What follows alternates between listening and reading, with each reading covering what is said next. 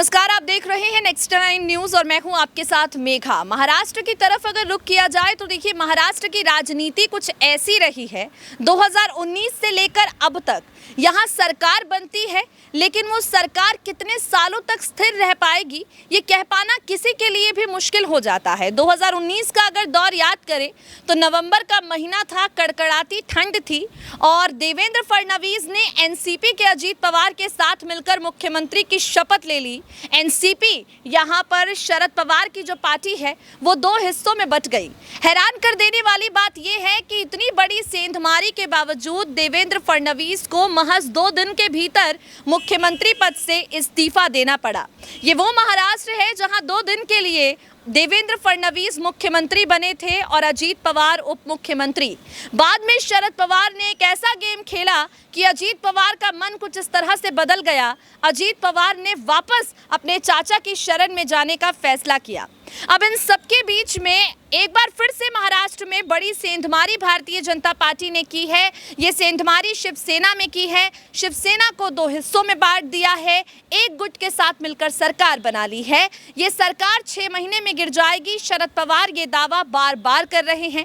संजय राउत का भी यही कहना है और आदित्य ठाकरे का भी। खैर, देवेंद्र फडणवीस पर आते हैं। देवेंद्र फडणवीस और महाराष्ट्र के पूर्व उप मुख्यमंत्री अजीत पवार के बीच का जो दोस्ताना है वो किसी से छिपा नहीं है।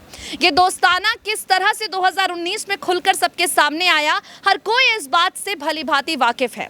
देवेंद्र फडणवीस एक इंटरव्यू देते हैं। फडणवीस पर यह इल्जाम लगाया गया कि आज सत्ता में आए हैं शिवसेना तोड़कर और 2019 में सत्ता में आए थे एनसीपी तोड़कर। इस तरह के आरोप जो देवेंद्र फडणवीस पर लगातार लगते जा रहे हैं, इन आरोपों को लेकर देवेंद्र फडणवीस ने एक खास बातचीत में चुप्पी तोड़ी है। क्या कुछ कहा है, अपनी खास रिपोर्ट के जरिए आपको दिखाते हैं कैसे देवेंद्र फडणवीस अजीत पवार पर भी वार करते हैं, शरद पवार पर कटाक्ष करते हैं और कई ऐसे बयान देते हैं जिससे महाराष्ट्र में बयानबाजियों का दौर शुरू हो गया है। क्या कहना है महाराष्ट्र के मौजूदा उप मुख्यमंत्री का, चलिए आपको सुनाते हैं, सुनिए जरा। महाराष्ट्र के पूर्व मुख्यमंत्री और भारतीय जनता पार्टी के नेता देवेंद्र फडणवीस ने शरद पवार और अजीत पवार को लेकर बड़ा बयान दे दिया है।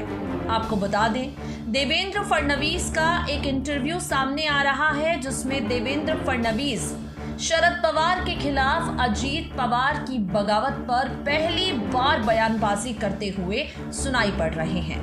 देवेंद्र फडणवीस ने कहा, एनसीपी के नेता अजीत पवार सरकार बनाने के लिए मेरे पास हाथ मिलाने के लिए अपने दम पर आए थे और उन्होंने ये आभास पहले ही शरद पवार को करवा भी दिया था। फडणवीस ने कहा, प्रधानमंत्री नरेंद्र मोदी और शरद पवार के बीच बैठक के बारे में विवरण बाद में आसानी से साझा किया गया था, लेकिन उसी के बारे में शेष जानकारी उचित समय पर सामने आएगी। एक खास चैनल को इंटरव्यू देते हुए फडणवीस ने कहा, अजीत पवार ने मुझे बताया था कि एनसीपी के ज्यादातर विधायक भाजपा के साथ जाना चाहते थे क्योंकि कांग्रेस के साथ उनका गठबंधन संभव नहीं था। जब तक अजीत पवार ने हमसे संपर्क नहीं किया तब तक परिणाम घोषित होने के लगभग 1 महीने तक हमने विधायकों को खरीदने या किसी पार्टी को विभाजित करने की कोशिश नहीं की। 23 नवंबर को शपथ ग्रहण से कुछ दिन पहले अजीत पवार हमारे पास आए और उन्होंने कहा, हमारी पूरी पार्टी सरकार बनाने के लिए बीजेपी से हाथ मिलाने के लिए तैयार है। अजीत पवार ने मुझसे बात करने के लिए पार्टी के कुछ विधायकों को भी बुलाया। उन्होंने हमें बताया कि शरद पवार को इस कदम की जानकारी थी। हम जानते थे कि ये एक जुआ था, लेकिन राजनीति में एक जुआ अपरिहार्य है। हालांकि इस मामले में ये विफल रहा। फडणवीस ने 23 नवंबर 2019 को मुख्यमंत्री और अजीत पवार को उप मुख्यमंत्री बनाया था। बाद में कथित तौर पर सरकार बनाने के लिए 54 एनसीपी विधायकों के समर्थन का पत्र सौंपा। 3 दिनों के भीतर इन दोनों ने इस्तीफा दे दिया क्योंकि इन दोनों को पता चला कि एनसीपी के विधायक इनके साथ है ही नहीं। पार्टी अध्यक्ष शरद पवार ने एनसीपी के तमाम विधायकों से कह दिया कि अजीत पवार जो मेरे भतीजे हैं उनके साथ नहीं जाना है, किसी भी परिस्थिति में उनका साथ नहीं देना है। एनसीपी के तमाम विधायकों ने अजीत पवार को भुलाकर शरद पवार की बात सुनी, अपना समर्थन वापस लिया, जिसके बाद पवार और देवेंद्र फडणवीस की सरकार गिर गई और अजीत पवार को एनसीपी में वापस आना पड़ा। एक इंटरव्यू में शरद पवार ये भी कहते हैं, नरेंद्र मोदी ने मेरी पार्टी को 20 नवंबर को उनकी बैठक के दौरान उनके साथ काम करने का प्रस्ताव दिया, लेकिन मैंने इनकार कर दिया। शरद पवार ने मीडिया को जो कुछ भी बताया वो एक बातचीत का हिस्सा था। उसने उनके बीच संरक्षण का आधा हिस्सा छिपा दिया है। मेरे लिए उनके बीच हुई बातचीत के ब्यौरे का खुलासा करना उचित नहीं होगा। हालांकि मुझे ये पता है, ये जनता को सही समय पर पता चलेगा कि पीएम मोदी और शरद पवार के बारे में क्या बात हुई।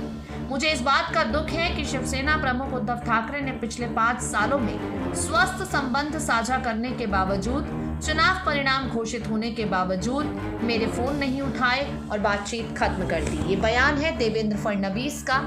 इस बयान में, इस इंटरव्यू में फडणवीस साफ तौर पर कहते हैं कि शरद पवार शुरुआत से लेकर अंत तक सारी रणनीति जानते थे और वो अजीत पवार थे जो बीजेपी के सामने हाथ फैलाने आए थे। Next 9 news, sorry.